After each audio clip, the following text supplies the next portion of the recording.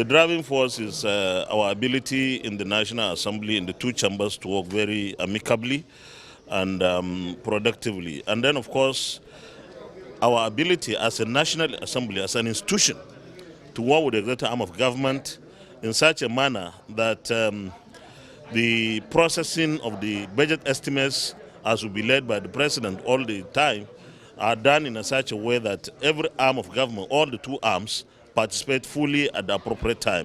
You recall that in 2019 December, for the budget 2020, Mr. President directed his ministers and chief executive officers of MDS not to travel at all until they defended their budgets. And that, of course, helped us a lot in the National Assembly. So the secret is cooperation, partnership, synergy, and that understanding and mutual respect. And of course, Nigeria is benefiting from that kind of relationship. So that is what, in my judgment and opinion, works for us to be passing the budget at the time that we always feel is the appropriate time, before the end of the year. And of course, Mr. President, congratulations to him for signing the 2022 appropriation bill today. Even though today is the last day of the year, but we have achieved that very significant, important date of signing before the end of the year. And let me also add here that, and this is, I hope doesn't spark any controversy, but it's a reality, it's what I've observed.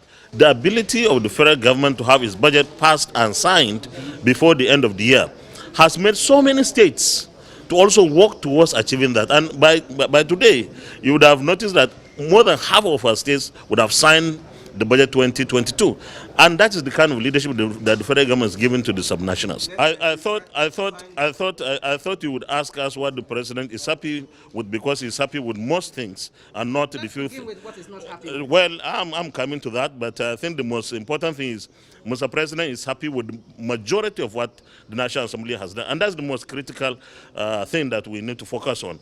As for the observations Mr. President has raised, this is a natural and logical tendency between the executive and the legislature. Sometimes our views on certain issues may not be necessarily the same kind of views that the executive would have and hold on any particular matter. So I don't think what the president did by raising some observations as something that we should worry about. I'm happy that the president signed the budget in the first place, and he said he's coming back to the National Assembly to seek for amendments or amendments, and this is natural, logical legislative process. So I'm happy that we have done our own part in our own way.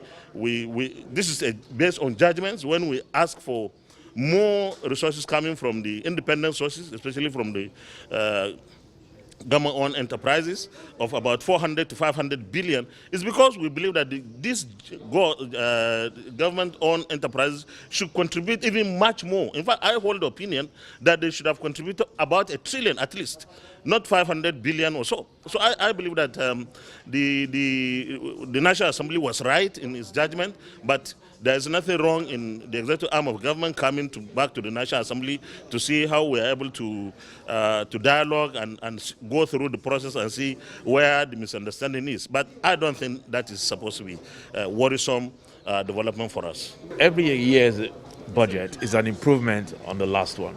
So the transition budget which the president spoke about, as you heard him earlier, they're even going to bring it earlier in 2023, which gives us ample time, more time to work on it, improve on it, and make it a seamless budget with seamless execution and implementation.